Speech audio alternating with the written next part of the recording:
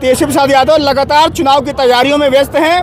आज से जहानाबाद से वो बिहार अधिकार यात्रा निकाल रहे हैं। उस यात्रा के दौरान बिहार के लोगों से सीधा जनसंवाद करेंगे। नौकरी, बेरोजगारी, पलायन, शिक्षा व्यवस्था, अस्पताल के हाल, तमाम मुद्दों पर चर्चा करेंगे। वोट की अपील भी करेंगे। जहानाबाद में मौजूद हूँ, मेरे साथ इस समय डॉक्टर विश्वनाथ जी मौजूद हैं। इनसे बातचीत करेंगे। संभावित उम्मीदवार भी हैं और चुनाव भी लड़ चुके हैं। स्वागत है आपका। बहुत धन्यवाद। बिहार अधिकार यात्रा से क्या मिलेगा आप लोगों को? चेतना, पब्लिक के बीच में जो वोट का महत्व है और उसको चुराने की जो सरकार की साजिश हो रही है, आज बिहार अधिकार यात्रा में माननीय तेजस्वी यादव आम जनों को उसके मत के अधिकार के बारे में जागरूक करने के लिए निकले हैं और पब्लिक जो है वो उनके साथ मजबूती से खड़ी है।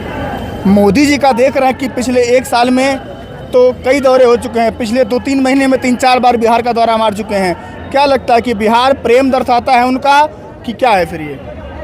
मुखिया के चुनाव में भी अगर लगातार वो बिहार आ रहे हैं तो लगता है कि फिर बिहार में चुनाव नज़दीक है। बिना चुनाव के मोदी जी का बिहार के प्रति कभी प्रेम रहा ही नहीं। और इस बात को आप समझ लीजिए कि अभी कहाँ, अभी तो उनका रोड शो बाकी है, अभी उनको सड़क पे उतरना बाकी है। जो सिर्फ बड़े बड़े जहाज़ों में घूम रहे थे, आज हमारे एक नौजवान साथी, हमारा होने वाला मुख्यमंत्री माननीय तेजस्वी यादव का भय ऐसा है कि प्रधानमंत्री को जो है वो सड़क पर उतरना पड़ रहा है। यही हम लोग की जीत। एक तेजस्वी अकेले सबको संभाल लेंगे? माननीय तेजस्वी यादव अकेले कहाँ हैं? ये जन सैलाब आपको नहीं दिख रहा है क्या? यहाँ पे हर कोई तेजस्वी है, अपने आप में तेजस्वी। बोलो, डबल इंजन की बात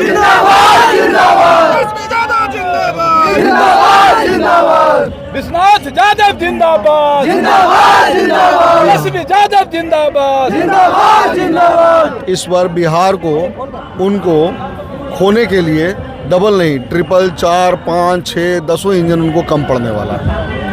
एक अकेला तेजस्वी सब पे भारी। और तेजस्वी यादव को आप अकेले कहाँ देखते हैं? क्या इंडिया महागठबंधन के में आपको बाकी चेहरे नहीं दिख रहे हैं क्या? देश को मिटाने और देश को बचाने का संघर्ष जारी है।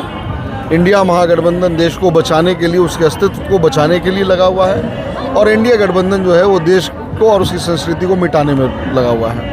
अब आप मीडिया कर्मी जो हैं वो लोग तय करें कि आपका रुख किधर रहेगा। आप देश को मिटाने में रहिएगा या देश को बचाने में रहिएगा, क्योंकि आप चौथे स्तंभ हैं, जिम्मेदारियां तो आपकी भी हैं।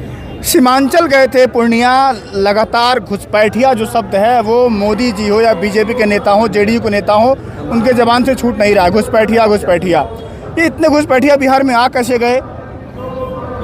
सबसे पहले तो ये मुझे बताइए कि इन्होंने अभी तक अपने राज्य में घुसपैठिया कितने निकाले हैं? जैसे ही हम लोग देखते हैं तो 3 आतंकवादी बिहार में घुस गए। बिहार का ही घुस रहे हैं, महाराष्ट्र का ही नहीं घुस रहे हैं। बिहार में क्यों घुस रहे हैं भाई? उनके ने आपको मध्य प्रदेश में क्यों नहीं घुस रहे? राजस्थान में क्यों घुस रहे हैं? बिहार में क्या मिलना है? मुसलमान को घुसपैठिया कहना वो बंद करें। मुसलमान हमारे भारतीय संस्कृति और भारतीय हैं, वो हमारे भाई हैं। वो लोगों को बांटना बंद करें, लोगों के बीच में भ्रम फैलाना बंद करें। और घुसपैठिया कौन होता है? घुसपैठिया तो आप हैं, हम तो वही हैं। आप बाहर से आए हैं, आप गुजरात से बिहार आ रहे हैं। हम बिहार में थे, बिहार में हैं और बिहार में ही रहेंगे। तेजस्वी जी कहे थे कि बिहार का आदमी बहुत जागरूक है, बिहार के आदमी को आप चूना नहीं लगा पाएंगे मोदी जी। बिहार का आदमी चूना को खैनी में रगड़ के थूक देता है। गलत क्या बोला? आजकल तो गया जी में प्रतिपक्ष चल रहा है, वहाँ तो चूना के टीका लगा के भी माथा मुड़ा के भेज दिया जा रहा है। तो आ रहे हैं 17 तारीख को मोदी जी।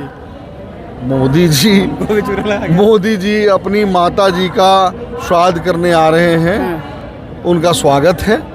पर वो बेटा बन के आए, अपनी माँ का श्राद्ध करें, पछतावा करें। जो गलतियाँ उनसे, उनके माता के प्रति अपनी जिम्मेदारियाँ निभाने में हुई हैं, उसके प्रति माफ़ी मांगे। तो बेटा नहीं है उनके वो? एक बात बता दीजिए, बिल्कुल बेटा है और अपनी माँ का श्राद्ध करने आए, इसमें किसको क्या आपत्ति है? किसी को कोई आपत्ति नहीं है, हम लोग भी स्वागत करते हैं। लेकिन कहा तो कि बेटा बन के आए, इस बार कम से कम अपना नेता बन के नहीं आए। आप इस बात को समझिए कि भारतीय संस्कृति में हमारे सनातन धर्म में किसी की श्राद्ध एक बार होती है। उनके भाई जो हैं उन्होंने ऑलरेडी अपनी माता जी का श्राद्ध कर दिया बनारस में, आपकी जानकारी में है। अभी तक उनको अपने माता जी का श्राद्ध का याद नहीं था। 2025 में चुनाव है तो उनको श्राद्ध याद आया। अगर ये चुनाव 2026 या 28 में होता तब उनको श्राद्ध करने का याद आता, नहीं तो उनको याद नहीं आता। श्राद्ध तो पिछले वर्ष भी हुए, प्रतिपक्ष तो पिछले वर्ष भी हुआ है, उससे पिछले वर्ष भी हुआ है, वो नहीं आए। इस बार चुनाव है, वो आए हैं। बिहार समझ चुका है, बिहार समझ चुका है ये सब बातें। समझ गए कि नहीं समझे? आखिरी सवाल, कितनी सीटें आ रही हैं आपकी महागठबंधन में जाके सरकार बना रहे हैं कि नहीं बना रहे हैं? 100 में 100, 100 में 100। दूसरा ऑप्शन ही क्या है?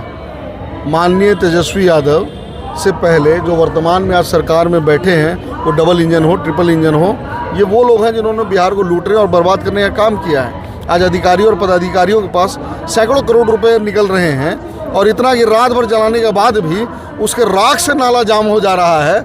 आप सोच लीजिए कि बिहार में करप्शन की स्थिति क्या है। आप इनके मंत्री जो हैं वो सबको पैकेज बना के, सारे सड़कों को पैकेज बना के एकदम गोल गोची करके अपने बगल में झोला दबा दबा के निकल जा रहे हैं। आज इनके जितने मंत्री हैं सभी के घरों में अथाह रुपया पड़ा हुआ है। इनके जितने विधायक हैं उनके घरों में अथाह रुपया पड़ा हुआ है। इनके जितने पदाधिकारी उनके घर में अथाह रुपया पड़ा हुआ है। सिर्फ ये गरीब नौजवान जो हैं, ये शिक्षित जो हैं, ये बेरोजगार बन के सड़कों पे घूम रहे हैं। बाकी असली माल तो आज एनडीए वाले अपने घरों में और महलों में बैठ के मार रहे हैं। जी धन्यवाद आपका। ये मेरे साथ डॉक्टर विश्वनाथ जी मौजूद थे, इनसे बातचीत हुई। बिहार में तेजस्वी प्रसाद यादव की अगुवाई में बिहार अधिकार यात्रा निकल रही है, उसको लेकर के हम लगातार आपको तस्वीरें दिखा रहे हैं। जुड़ जाइए हमारे साथ। फिलहाल के लिए नमस्कार।